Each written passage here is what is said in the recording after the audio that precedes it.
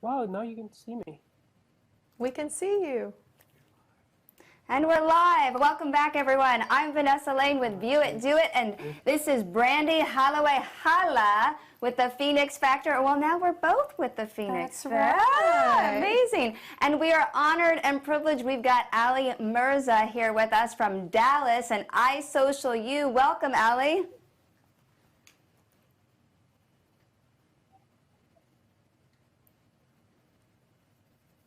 Ali, are you there? Well, see you guys. I'm glad to be here in conversation. Awesome, awesome. We're excited to have you. So, Ali, tell everyone just a little bit about you, of what you do at iSocialU and what you're really about. So, Vanessa, what iSocialU essentially is a digital marketing agency. By the way, you guys hear me okay, right? Yes. Perfect. Awesome. So iSocialU is a digital marketing agency. The difference is we focus more on the fractional CMO services.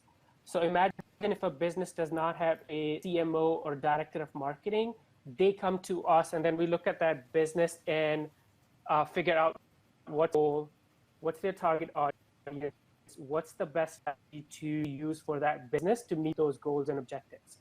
So that's what, in a nutshell, that's what we do at iSocialU. Got it, got it. And so how long has iSocialU been in business, Ali?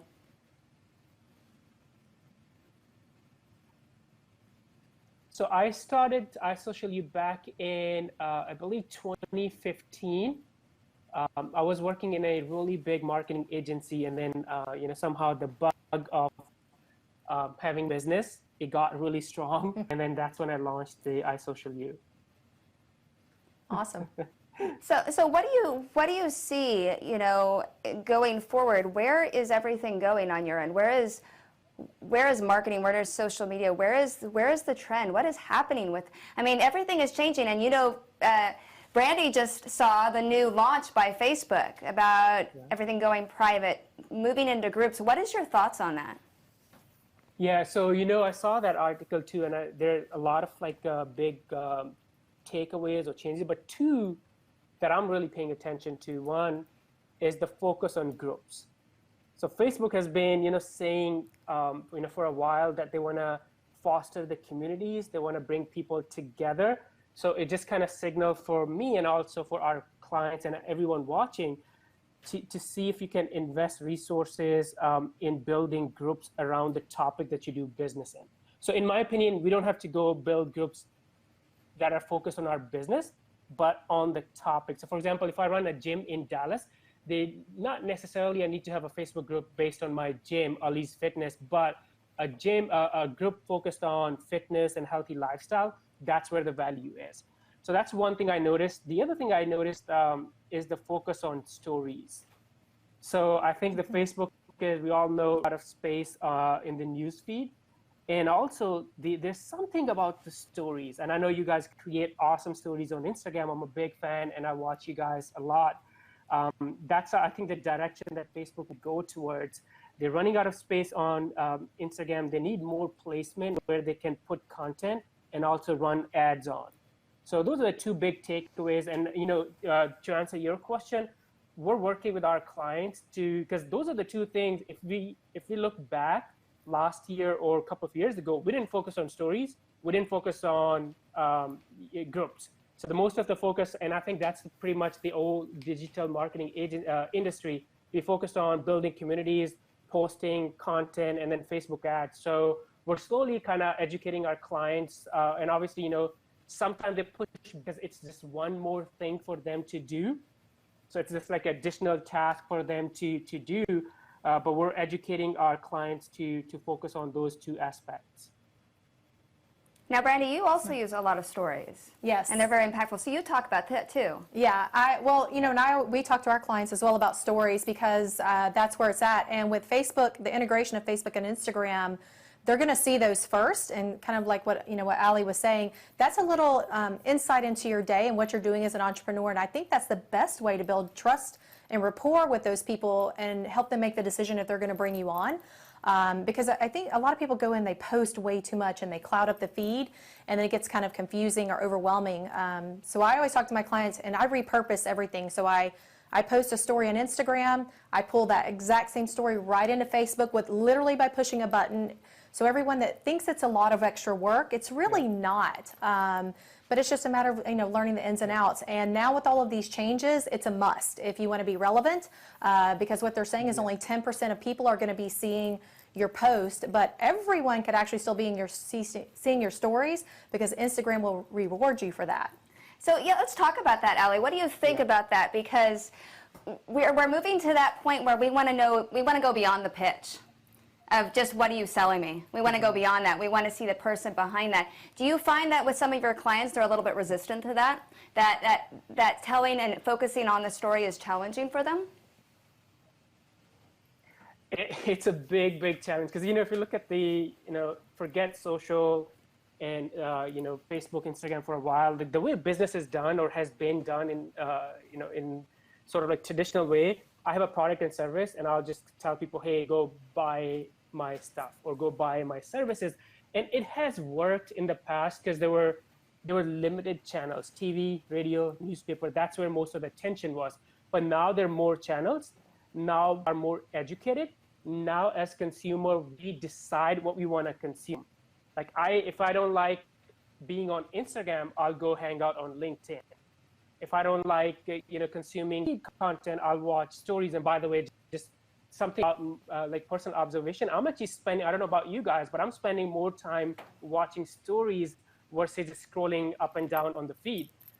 So to answer your question, I think that's where businesses are struggling with it a little bit. But I say you either do it by choice now, or you will be forced to do it, in near future. Because if you look at the trend with these devices, this is where our attention is, and then people consume the way they like. And with the rise of Snapchat and then Instagram copying some of the Snapchat, and then Facebook coming in and copying some of the Snapchat, that's where the attention is. That's where the teens or Gen Z, that's how they want to consume content. So I say, as business owners, we have to, I know it's hard, I know it's a new concept, but we have to think beyond our product and service and answer the why. Like, why do you do what you do? And share that why in form of stories, because there are too many choices now, right? And people, they want to know, if I connect with a business because I love the reason, I love their purpose, I love the reason why they are in business, I'm more likely to do business with them, or more likely to give them my money. Exactly. And everybody who's watching right now, I just want to reiterate, we are simulcasting to several Facebook pages, but we want you to focus on the Phoenix Factor right now. And if you drop your comments, then we're going to actually post your comments on the screen so we can answer them in real time. We're going to funnel everybody to the Phoenix Factor. Brandy, let's talk about that. What do you think about that? It's going beyond just the ask anymore. Now we're seeing that personal interaction, that personal story. What is your thoughts on that? It's interesting. You guys actually brought this up. I posted on Facebook the other night, knowing kind of some of these things were coming around, and I said, if I could offer you 1 free hour of coaching on social media or your business, what would it be? And I loved one of the questions I got, because she was kind of asking, how do I pitch without pitching? And I said, and she's like, what do they expect? And I'm like, they expect your trust. Well, how do you build trust when you pitch? That makes them, it's all about you and it's not about them. So, I'm really big on creating content, and I don't pitch. I believe in that 80-20 rule. So we talk business 20% of the time. Even on LinkedIn has shifted so much that it's really about telling your story, telling your why, a ton of collaborations. And I strongly urge our clients to do that. That's what Vanessa and I do with Girls on Fire, is find people where it makes sense to create that professional ecosystem, collaborate. You're going to have a ton of content together, and you're going to build trust. Because to me, if you see people working together in numbers, that immediately gives you some trust in what they're doing. Right. Hey, Allie, I picked up on something actually from you. You said that you choose, it's your choice which platforms you're going to visit. And if you don't like one, then you choose not to be on that one if it's not good for your business. That is a big thing right now. I know it's overwhelming for a lot of clients. They feel like they have to be on LinkedIn and Twitter and Instagram and Facebook. Oh, and there's YouTube and now TikTok. Expand on that. What's your thought on really choosing the platforms that are right for you? Yeah, so, obviously, I always say being on a platform, like Brandy mentioned, building a trust factor with your audience, kind of building your sort of, quote unquote brand, either personal or business, it takes time. It takes effort. And you and I both, we know there's a lot of planning, consistency. The analogy I like giving is going to the gym. So how do you get results from gym? You go every single day, you do the same exercises day in and day out, and plus then you have to eat and then sleep right and do it consistently for a long period of time to see results. The same kind of stuff Yes. applies to when you're building your brand on any social media channel. So I always say, look at especially if you're just starting out, try to be on less channels, maybe it's 2 or 3.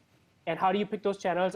Two questions I like to answer. One, where is your audience? And then 2, do you actually like being on that channel naturally? Because imagine if I don't like being on the video, it's going to be really hard for me to build my brand on, let's say, YouTube or Instagram stories. So I would say if you're just starting out, you got to pick few channels. You don't need to be on all the 10, 15 social media channels. Pick few channels, but then go deep. And we always use the word, hey, build your brand. To me, building your brand means when you start getting questions from people, and meaningful questions and comments and people reaching out to you, that's a signal to me that people now on that channel know what you do, and they can associate when they have a problem or a question, they can tie it up with you. That's the beginning of you building a brand on that channel. So pick 2 or 3 channels in the beginning, go deep. Yeah. Go ahead. Oh, sorry, Ali, go ahead and finish. I didn't mean to interrupt, so apologies. Yeah, that's what I was going to say. In the beginning, pick few channels, but go deep in, be consistent, and get to a point where you are known, or AKA people recognize you, people trust you. When people have questions, they reach out to you. Because to me, that's the beginning of you building a brand on that channel, and then expand it to other social media channels. Exactly.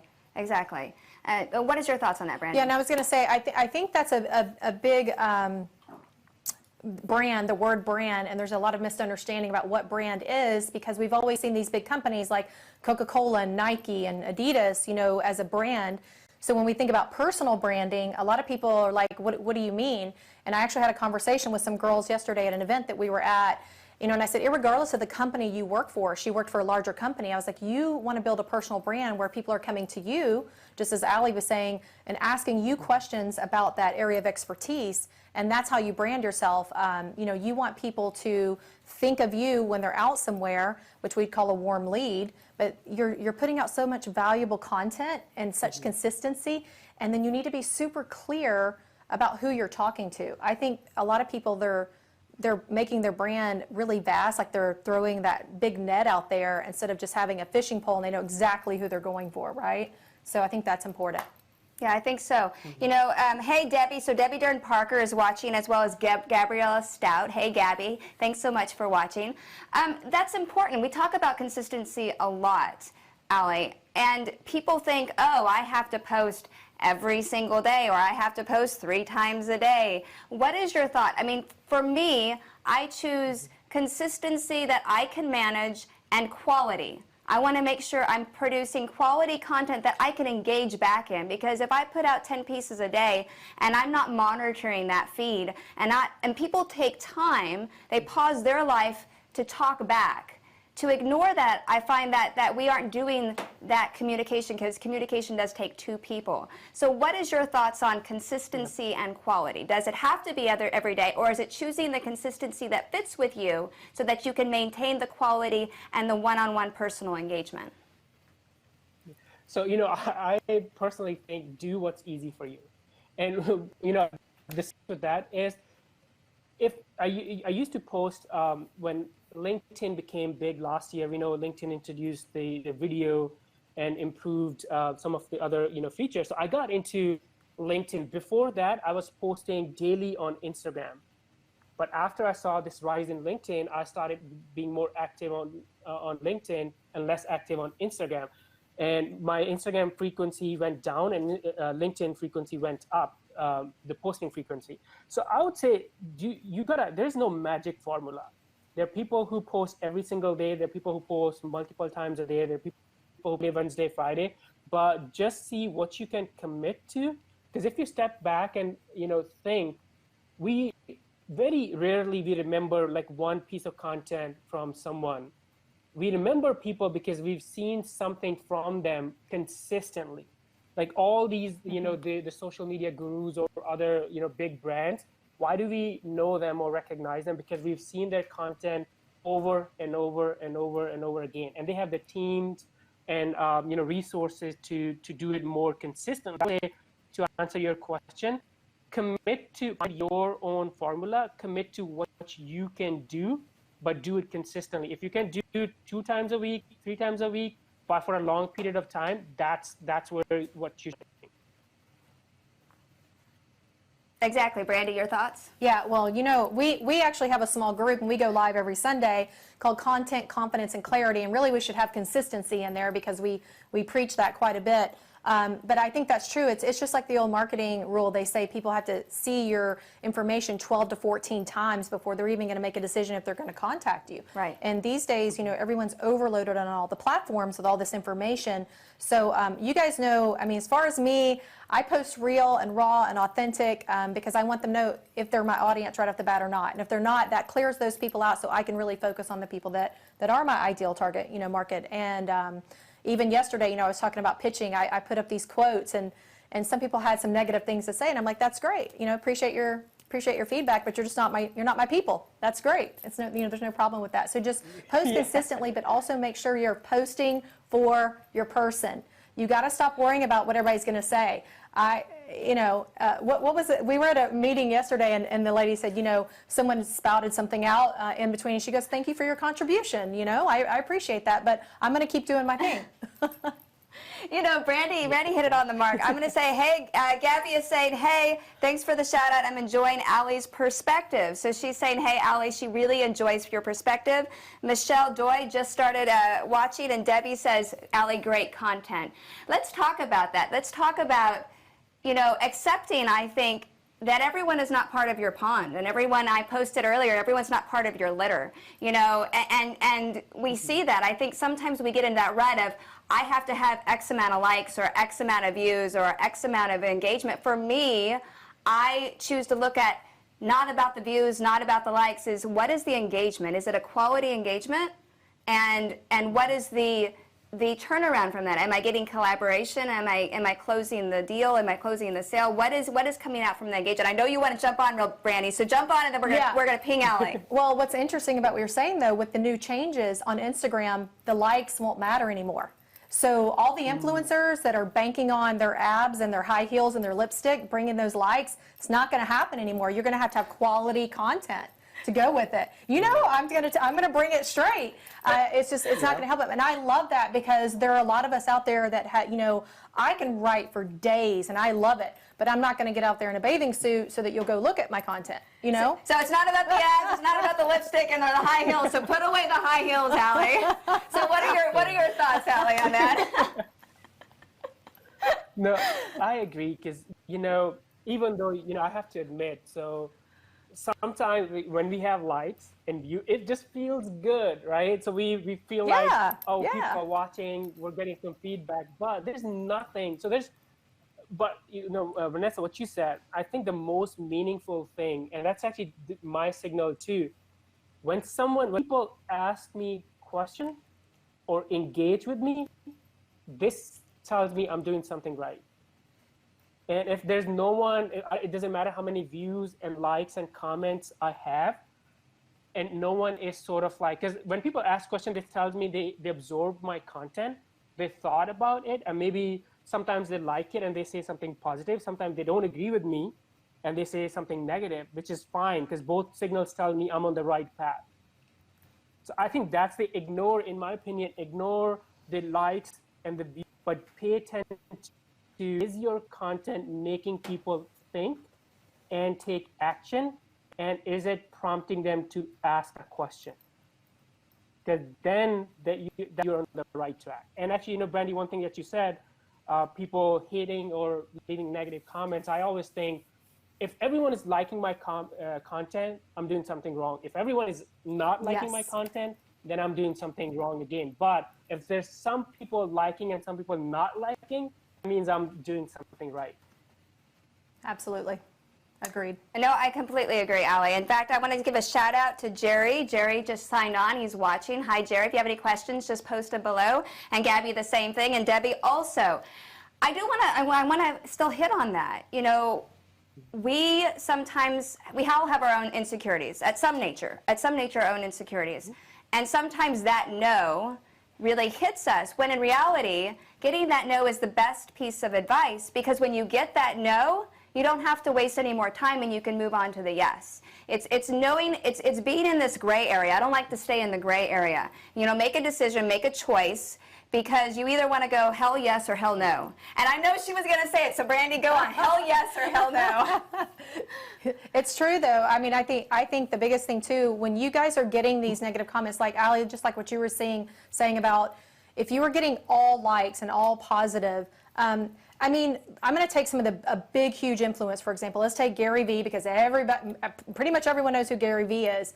You know what I love is on LinkedIn, people don't kiss his ass. They actually are like, if they have something to say and they don't agree with him, they'll actually say it, and I love it, because a lot of the other platforms, they don't, and it doesn't matter at the end of the day. He expressed his opinion, everyone expressed theirs, so when you have that going on, and then, like you said, if you get a no, if someone says, no, I don't agree with you, guess what? Now you've got new content. It's a positive if you really think about it. And you got to remember that everyone is not your client, so everyone's not going to like your stuff or agree with it. Right. What do you tell your clients not to worry about, quote, the vanity metrics? Ali? So something that we struggle with a lot, because when we create a report, the first thing they want to see is, hey, how many views our videos got, right? So we do, kind of, when we work with clients, we address all of those things and tell them, okay, we'll capture and monitor all of these things in our reports, but here is what matters. Because there's a lot still, and I don't blame them, because there are a lot of business owners, they still think that, hey, a video that goes viral, or that hits like thousands or millions of views, it also means it did something for the business. And I tell them those two are two different things. You can create a video and have a lot of views. You can create a content and create a lot of, like virality, but that may not tie into your business. So what we do is slowly sort of educate them, get them to focus more on things that matter to the business. So for example, if I have a client, and let's say, just to give you an example, moving company, which is actually one of our clients, for them, having more, let's say, video views on Facebook, it's cool, but what really moves the needle for that business is when people go to their website and fill out that form that says, hey, I'm moving, give me a rough estimate, right? Because now when we get that person's information, the sales team can contact them and they can close 30% of that business. So what we do is in our report, okay, here in this month, here is how many people came from Facebook to your page, and here's how many people from those, from that number filled out that form. So I think that's something to talk about. Go ahead, Ali. No, I was just going to say, to kind of answer your question, we do, a lot of business owners, focus on vanity metrics, but I feel it's also our responsibility as, marketing educators and marketing leaders to educate them and tell them this is what moves the needle in your business. Focus on this more versus these vanity metrics. I have something to say about that. Go ahead. I know you're itching to say it. I know. Well, for me, because that was a big thing when I got onto LinkedIn in about October of this past year, that's all I kept seeing was a lot of people were being called influencers because of the amount of views that they had. And I'm thinking, but this is a professional platform where people are supposed to be collaborating or doing business together and creating their own professional ecosystem. And then what I slowly realized over these last 7, 8, 9 months that I've been on there is that does not ever equate to new clients, conversions, leads, or anything like that. So for me, I just stuck to it. I stuck to the grind, and as I've mentioned many times, my sales went way up. just sticking to that. And I didn't do a lot of videos. Actually, my written content gets probably 3 times the amount of traction as far as it leading to somebody contacting me or, you know, a lead. Exactly. I want to talk about briefly, I'm going to give a shout out. Debbie says, I love that not everyone is your ideal client. Hey, Lynn just popped on. I want to talk about that, Allie. You brought up website. Not every client has or necessarily needs a website, but if you have a website, I find that sometimes it's at the very bottom of the barrel. It's like a last thought. We don't do very much, and I almost feel like that's a loss almost for the client sometimes, because you want to complete that circle. You want to migrate your client somewhere, whether it's a social media or a website, and you want to migrate them. And if you come around and you're pushing them to call you on your website, and then you drop the ball there, and nothing is happening, and everything falls flat, I feel like you're not doing yourself justice. Your thoughts, Allie? Yeah, you're right. And this is, you know, when we, you know, kind of funny story, when I first sort of, when social media was sort of like, you know, picking up and everyone was talking about social media and everyone wanted to do it, and myself included. So I got into it, and we used to charge clients based on how many pages we manage, how many times we post, and how many sort of views and Facebook reach, likes we get. And then very soon I realized that does not equal to business, because there's other side. There's the, you know, this is the sort of like the marketing or awareness channel, but then what happens after this? I always say there are 3 steps to like doing business. One is the attract, build, and convert, ABC. People have like different acronyms. I call it like ABC. And it's the same way we've done business since the Stone Age. We meet people, we have coffee with them, and then we close the deal. And the same 3 steps needs to happen on social media. And I feel in the beginning, I made the mistake like everyone else and thought social media is the answer to all of our business problems and marketing problems. But turns out social media is just an amplification channel, or just a channel. You also have to do the work of once you attract someone. If people are watching, for example, this video, they get to know, or for example, me. But there's also, you know, stuff or relationship after this, after social media. So driving people to your website is super important, but probably twice more important is what happens afterwards. You know, what's your lead capturing process? What's your lead nurturing process? What's your sales process? So now that, if you remember in the beginning, when I was telling you guys about iSocialU, I didn't say it was just a social media agency. We're more of a CMO, so Chief Marketing Officer Services, which means when we take on a client, we're also responsible for their website. We're also responsible for understanding how their business works. And I always say, before you create your social media plan, you need to understand your business funnel or business economics, which means, hey, I have a business, and when 100 people go onto my website, let's say, and 10 of those fill out a form, and I reach out to those 10 via email or phone number or call, then one of them becomes the client and pays me money. Once you understand those metrics and that business funnel, now when you create a social media, Facebook ads, stories, now it's gonna make sense. What people are doing is they're skipping the first part of understanding or getting clarity on their business function or business funnel, and they're just jumping into, hey, Brandy's Instagram stories awesome, I'm just gonna go create stories. Oh, by the way, I'm not getting any. Hey, Ali's talking about Facebook ads, I'm gonna go, you know, create Facebook ads and drive to my shipping business, and I'm not getting any results. So people are getting lost into that survey. So, you know, long answer, but what I would say, your business function, the way your business works, is super important before you create your social media, Instagram stories, video marketing, Facebook ads plans. I don't know if that made sense or not. Yeah.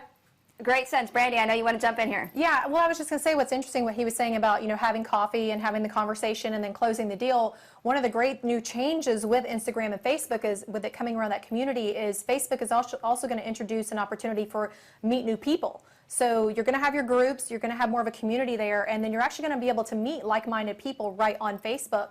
So I feel like we have a huge advantage now. We have our group that we do the content, confidence, and clarity. But of course, Girls on Fire Network is a huge group, and it's a collaborative effort with everyone that we work with. And that was my thinking when I started it, is how do we support each other, create our own professional ecosystem to help each other's businesses. But on social media, you can't depend on everyone to put that content out that you're putting out, and the effort you're putting out, and the drive and the passion. But now the way that they're doing it, if people are just viewing and engaging with you, it's going to help you so much. It really is. And, you know, to that point, I love what you said, Ali, about you need to really, before you do anything, before you just throw out the money and say, I'm going to run Facebook ad after Facebook ad, we're just going to chunk it on down. You said to evaluate. Evaluate what the business is, evaluate their goals, evaluate what they're already doing, to see the areas that they do need assistance in, to see what's missing, what's missing in their message, what needs to be said. For that nature, I love the fact that you said that you're also like a chief marketing officer. So being that you're more like a chief marketing officer at iSocialU, when you get a problem, do you also then, you know, like most businesses, if you get a problem that you can't quite wrap your head around, do you actually go find those specialists that can help you with that? Do you have someone that helps with the websites or helps with that? Because like you said, we can't be the expert at everything. So how do you address it, Ali? Yes, so we do, yes. We do very few things actually. So we don't do, for example, SEO. We don't, in many cases, build even websites, or like sometimes people need mobile apps. We don't even do that. So we end up working or teaming up with other people. And one big thing is we don't even create. Some of my clients have recently been asking us what we're doing here, because they're seeing the value of video and live video, and they want to commit to producing educational live content. So now they're asking us, hey, can you create a system or equipment? Can we rent equipment from you or something where, you know, we set up a studio in one of our offices or one of our rooms and get it done? So we don't do any of those services and then we end up, you know, teaming up with other professionals, other agencies, so to speak, and, you know, to get the business objective to get it done. You want to jump in there? No, go ahead. I was going to say, like, I'm eager to jump in, because actually, Ali, that's exactly what we're doing, is we're creating a course for clients or other people's clients to teach them how do you go live, how do you create your own TV show from your home, how do you use just your cell phone, what are the free apps you can use, and we're doing that as we speak. Our course is launched this weekend, and our live TV creation, our TV creation course launches in the next week or so. So we would be happy, Ali, to talk about that with you when we go offline. Yeah, well, and you know, That's just to awesome. elaborate on that too, a lot of, go ahead, Ali. I was just going to add, because that's because I've been talking about this, I've been preaching this, and I think now slowly business owners are getting this, because imagine if you have a furniture store, right? So you're selling furniture, but how cool would it be if you had a DIY furniture show every Monday at 8 a.m. or 8 p.m.? If you're a doctor's office, imagine if you have a live show that talks about how to stay healthy. You know, if you're a dentist, same thing. So every business, to me, I always say teaching is the new marketing. Teaching is how we build trust. Teaching is how we build authority. So now, the brands and whether small or big, they gotta start thinking about what's the best way to educate and teach their target audience. And live video is in my opinion, one of the best tools and strategies that they can use. Agreed. And it creates value. We keep going back to that whole thing, is you have to create value for people to keep coming back, and then for them to make that decision if they're going to come and work with you. So that's what we did with our courses and the videos. We even did some small little just 5 and 10 minute tutorials that people can get on Canva and InShot, and creating a great Insta story, for example, how to sell your product or your service in the Insta story without selling. I say start telling and stop selling. So, tell your story, tell your why, tell your passion, but that's what that's all about. And I think you're right, Ali. Live video especially is something that people can use once a week or bi-weekly and really be effective with not selling, but helping to educate their potential clients. And that's what, we'll be launching. Is people think it's so scary, and yes, I have professional cameras, but I know how to produce a TV show with just one phone and an app. And that's what we're passionate about, is teaching other people. Don't be scared. You're going to muff up sometimes. The lights are going to go off. All the bells and whistles are going to go off sometimes. But can you consistently, with less than $100, have a good light, have a good microphone, and really engage with your potential target for very little money, but add the value for your clientele? Right? Yeah, all with your phone. All with your phone. So, Allie, I don't see any more comments or questions. Capita, thanks so much for hopping in. I want everybody to know where they should find you, because you're doing amazing things. You are very consistent. You have amazing value. Where can people find iSocialU? Where can they find you? How can they foster that connection? Yeah. So the website is www.isocialu.com. That's the agency website. And I'm active, super active on all social media channels at Ali2K.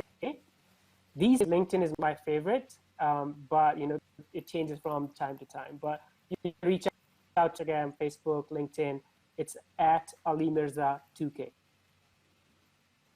Well, ladies and gentlemen, we have had the pleasure of being on for over 40 minutes with Ali Mirza out of Dallas, Texas. Woohoo! We're going to have to come and not hunt you down, but come find you, Ali, because it's been an honor and a pleasure for Brandy and I to talk with you. Brandy, you want to close it out with anything? No, I mean, it's funny, we are going to be coming to Dallas. Girls on Fire Network will be coming to Dallas and Houston and Austin. So we'll be looking at that. But one of the big things that the takeaway from this with Ali especially is, that's how I met him, was on LinkedIn, but actually we communicate more on Instagram. That's kind of my favorite platform because of the Insta stories, because I do feel like I'm engaging more. But that's how this all happened, and I just want to urge everyone to kind of get out there and start talking to people and communicating. When there's a screen between you, nothing really bad's going to happen anyway, and you can always block them if it does. So. Yeah. Exactly. Ali, but before we sign off, is there any last tip or anything you want to tell everyone that's watching right now? Well, a couple of things. Yeah. First, thank you so much for having me. It's been fun. Two, I want to acknowledge you guys. I think this is such a good example, because I see where this industry is going, where the live video is going, and I feel more and more people, the personal and also for personal brand and the business, we gotta educate ourselves on how to do live video, whether like we said, of using our phone, or maybe if budget with better or equipment. So I want to acknowledge you guys for the content that you guys are producing. I think it's a step in the right direction. It's an example for everyone watching, whether they want to build personal brand and all, or the business. And the last thing I would say, nothing works without consistency.